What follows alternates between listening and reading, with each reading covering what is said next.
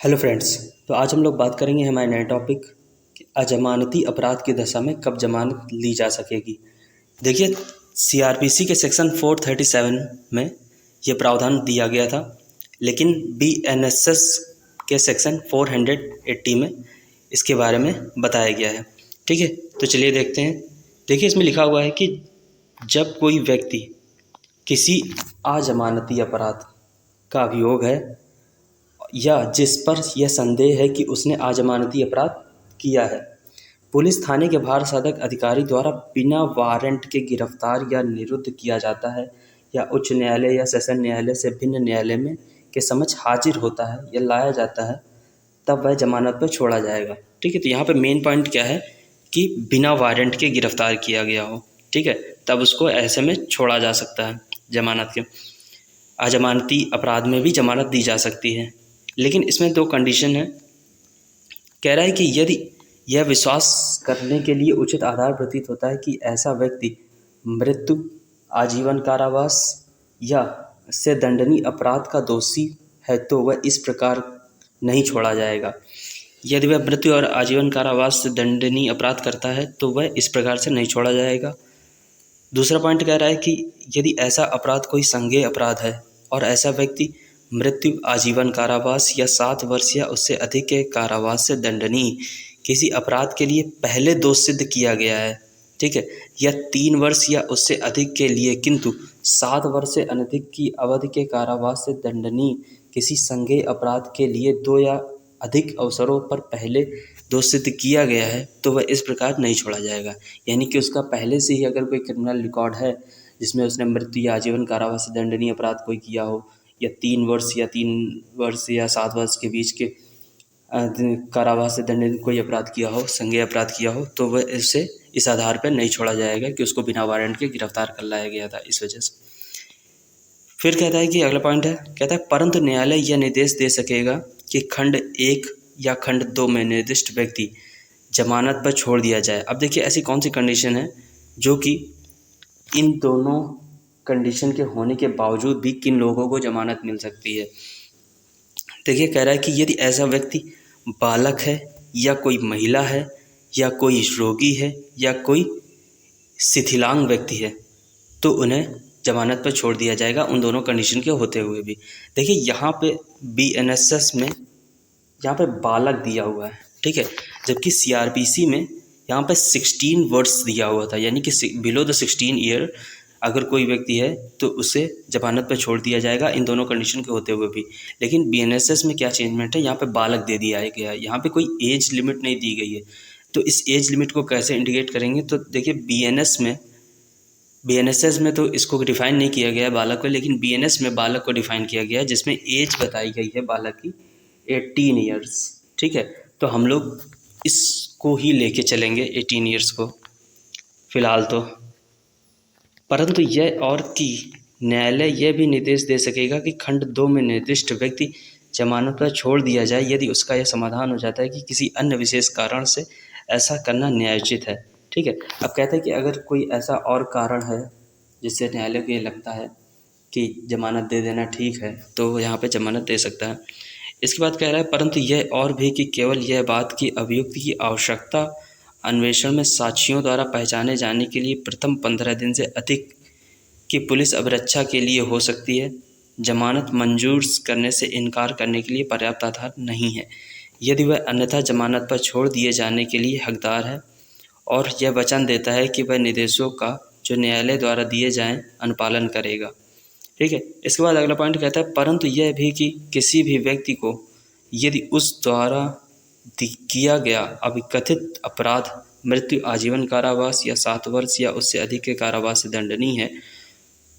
तो लोक अभियोजक को सुनवाई का अवसर दिए बिना इस उपधारा के अधीन न्यायालय द्वारा जमानत पर नहीं छोड़ा जाएगा,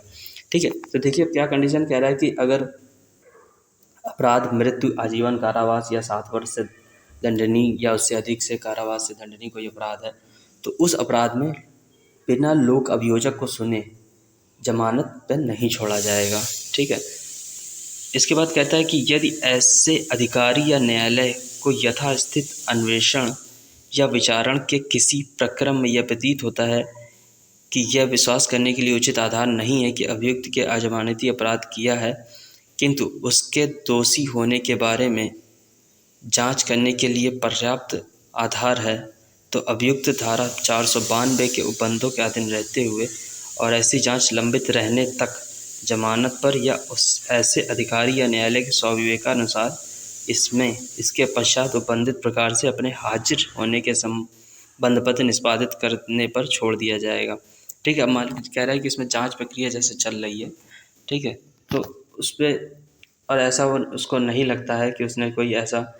अपराध किया है, ठीक है, अभियुक्त को, तो उसको बंद पत्र निष्पादित करके छोड़ देगा। ठीक है, और उसको हाई डेट पे हाजिर होने के लिए कहेगा। अब देखिए क्या कंडीशन है इसमें, थर्ड में कह रहा है कि जब कोई व्यक्ति जिस पर ऐसे कारावास जिसकी अवधि 7 वर्ष या उससे अधिक की है दंडनीय कोई अपराध या भारतीय न्याय संहिता 2023 के अध्याय 6, अध्याय 7 या अध्याय 17 के अधीन कोई अपराध करने या ऐसे किसी अपराध का दुष्प्रेरण या षड्यंत्र या प्रयत्न करने का अभियोग या संदेह है, उपधारा 1 के अधीन जमानत पर छोड़ा जाता है, तो न्यायालय यह शर्त अभिरोपित करेगा। अब देखिए कौन कौन सी कंडीशन न्यायालय यहाँ पे रखता है। पहली कंडीशन है कि ऐसा व्यक्ति इस अध्याय के अधीन निष्पादित बंद पत्र की शर्तों के अनुसार हाजिर होगा, यानी कि हर डेट पे उसको हाजिर होना पड़ेगा जमानत होने के बाद भी। दूसरा पॉइंट कहता है कि ऐसा व्यक्ति उस अपराध जैसा जिसको करने का उस पर अभियोग या संदेह है कोई अपराध नहीं करेगा। ठीक है, जिस पर न्यायालय के संदेह कि अपराध उसने किया है उससे रिलेटेड कोई भी अन्य अपराध नहीं करेगा। ठीक है, इसके बाद थर्ड पॉइंट कह रहा है कि ऐसा व्यक्ति उस मामले के तथ्यों से अवगत किसी व्यक्ति को न्यायालय या पुलिस अधिकारी के समक्ष ऐसे तथ्यों को प्रकट करने के लिए मनाने के वास्ते प्रत्यक्ष या अप्रत्यक्ष उसे कोई उत्प्रेरण, धमकी या वचन नहीं देगा या साक्ष्य को नहीं बिगाड़ेगा। तो ऐसा वचन न्यायालय ले सकता है उनसे कि आप जब जमानत पे बाहर जाएंगे तो आप किसी साक्ष्य से, एविडेंस से भेदभाव नहीं करेंगे, मतलब उसमें कोई भी छेड़छाड़ नहीं करेंगे या फिर किसी साक्षी को धमकाने का प्रयास नहीं करेंगे, और न्याय के हित में ऐसी अन्य शर्तें जिसे वह ठीक समझे भी अधिरोपित कर सकेगा। इसके बाद 4 पॉइंट कह रहा है उपधारा 1 या उपधारा 2 के अधीन जमानत पर किसी व्यक्ति को छोड़ने वाला अधिकारी या न्यायालय ऐसे करने के कारणों का विशेष कारणों को लेखबद्ध करेगा। बताया गया कि किन कारणों पर इसको छोड़ा जा रहा है, ये उसको ऑर्डर शीट में लिखना होगा। 5वां पॉइंट कह रहा है कि यदि न्यायालय जिसने किसी व्यक्ति को उपधारा 1 या उपधारा 2 के अधीन जमानत पर छोड़ा है ऐसा कारण आवश्यक समझता है तो ऐसे व्यक्ति को गिरफ्तार करने का निर्देश दे सकता है और उसे अभिरक्षा के लिए सुपुर्द कर सकता है। अब देखिए जिसको जमानत पर छोड़ दिया गया उसके बाद न्यायालय को ऐसा लगता है कि ये व्यक्ति कुछ गड़बड़ कर रहा है बाहर जाके, ठीक है, तो ऐसे व्यक्ति को गिरफ्तार करने का ऑर्डर दे सकता है और उसको अभिरक्षा में सुपुर्द कर सकता है। इसके बाद 6वां पॉइंट है कह रहा है यदि मजिस्ट्रेट द्वारा विचारणीय किसी मामले में ऐसे व्यक्ति का विचारण जो किसी अजमानती अपराध का अभियुक्त है उस मामले में साक्ष्य देने के लिए नियत प्रथम तारीख से 60 दिन की अवधि के अंदर पूरा नहीं हो जाता है, तो यदि ऐसा व्यक्ति उस संपूर्ण अवधि के दौरान अभिरक्षा में रहा है तो जब तक ऐसे कारणों से जो लेखबद्ध किए जाएंगे मजिस्ट्रेट अन्यथा निर्देश न दे वह मजिस्ट्रेट की समाधानप्रद जमानत पर छोड़ दिया जाएगा। अब देखिए इसमें कहा गया है कि जैसे एविडेंस लाने के लिए कोई अजमानती अपराध का अभियुक्त है उसके खिलाफ कोई एविडेंस देना है, ठीक है, तो 1 तारीख से 60 दिन का टाइम हो जाने के बाद अगर 60 दिन के अंदर अंदर एविडेंस नहीं लाया जाता है और उसके बाद भी अभियुक्त जो है अभिरक्षा में रहा है तो न्यायालय उसे जमानत पे छोड़ देगा। ठीक है, फिर कहता है 7वां पॉइंट है यदि अजमानती अपराध के अभियुक्त व्यक्ति के विचारण के समाप्त हो जाने के पश्चात और निर्णय दिए जाने के पूर्व किसी समय न्यायालय की यह राय है कि यह विश्वास करने के उचित आधार है कि अभियुक्त किसी ऐसे अपराध का दोषी नहीं है और अभियुक्त अभिरक्षा में है, तो वह अभियुक्त को निर्णय सुनने के लिए अपने हाजिर होने के लिए बंद पत्र उसके द्वारा निष्पादित किए जाने पर छोड़ देगा। ठीक है, अब यहाँ पे क्या कह रहा